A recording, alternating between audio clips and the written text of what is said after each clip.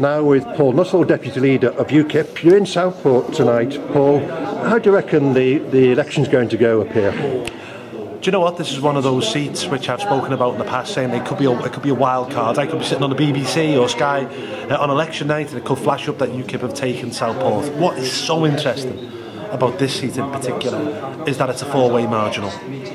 We've had polling done here. It puts us in second place. We're the only people who can go on and beat the Liberal Democrats here and remove John Pugh as the MP, and we're campaigning hard. We've got the office open now on Bowl Street. People are dropping into the shop on a regular basis. People are interested in what UKIP has to say.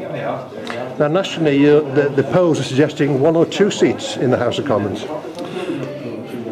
Put it this way, I would be bitterly disappointed if we came back with 1 or 2 seats. It's just nonsense. The polls that really matter in a first past the post election are the polls which take place in constituencies, because as you know, it's a head-to-head winner-takes-all battle, and what we know is that we're doing well in our target constituencies up and down the country, and we will get a fair few UKIP backsides on the green leg of the House of Commons.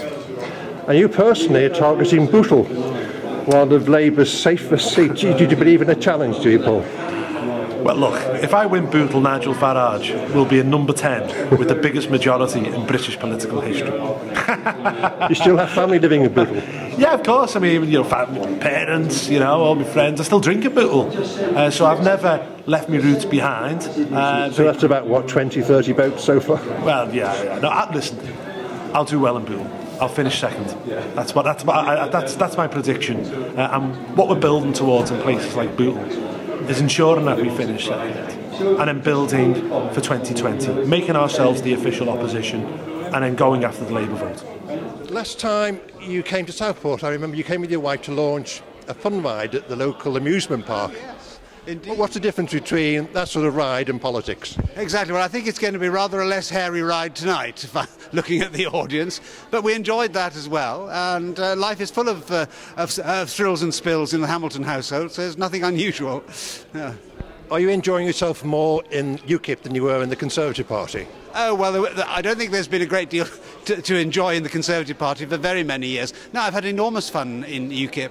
I've been in UKIP now for 13 years, and I've watched it grow, and it's very exciting, actually, to be part of this movement. I call it a kind of peasants' revolt, really. It's a spontaneous uprising of people who feel that the other parties no longer represent them, and we are making groundbreaking changes to the entire political system.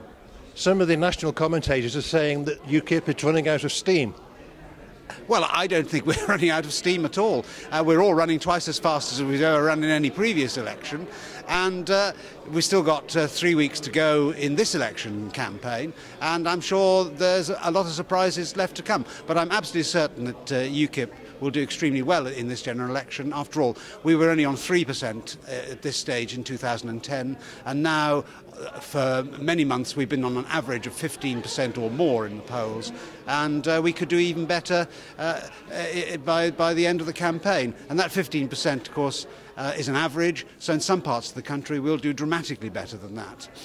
And finally, your prediction. How many seats will UKIP have in the new House of Commons? Well, that's a very difficult one to predict, because there's no such thing as a correlation any longer between a national swing and the number of seats you get. There are seats where UKIP could win on less than 30% of the vote, and seats where we could lose with over 40% of the vote, because it depends as much on how the votes split amongst the other parties as how many votes UKIP gets itself. So it could be anything between a handful and several dozen. So we'll just have to wait and see, I'm afraid. I don't know what odds the bookies are quoting, but I have no special inside information which will give me any insight more than anybody else. Any insight finally about Southport? Who's going to win in Southport? Well, I think we have every chance of winning in Southport, because Southport is very much a marginal seat, as UKIP has become the game changer. With a collapse in the Liberal vote, the Tories in the doldrums, Labour nowhere, UKIP could take this seat without any great difficulty. Mr Hamilton, thank you very much. Thank you. I'm delighted to be here in sunny Southport, and it is today. Right, Terry, 3 weeks to polling day. How are you feeling? I'm feeling pretty good, Martin. with regards to the outlook for the election. I do have a few minor problems physically at the moment. I've got a problem with my right eye, which is causing me a few minor problems, but as far as the election is concerned, everything is going fine. The responses are really positive. I've never known such a response as we're getting on the doorstep this time. Things are really going well, and I have to say that I am so optimistic that for this time round that UKIP could really gain both the parliamentary seat and a number of council candidates in councillors from the candidates that we've got in Southport. If you don't win, do you reckon you'll come second as opposed to third? In other words, you'll beat the Tories? I'm absolutely convinced that there's no way we could come out of this election without coming either first or second. I understand at the present time that Ladbrokes are giving odds of 16 to 1 on UKIP winning this election. I think that's a pretty good bet, and I would recommend to people that they get along to Ladbrokes and get some good bets on at 16 to 1.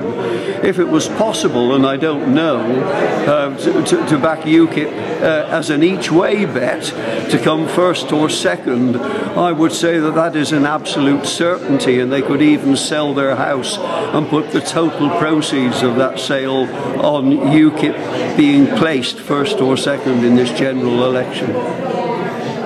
Are you seriously asking us to bet our homes away?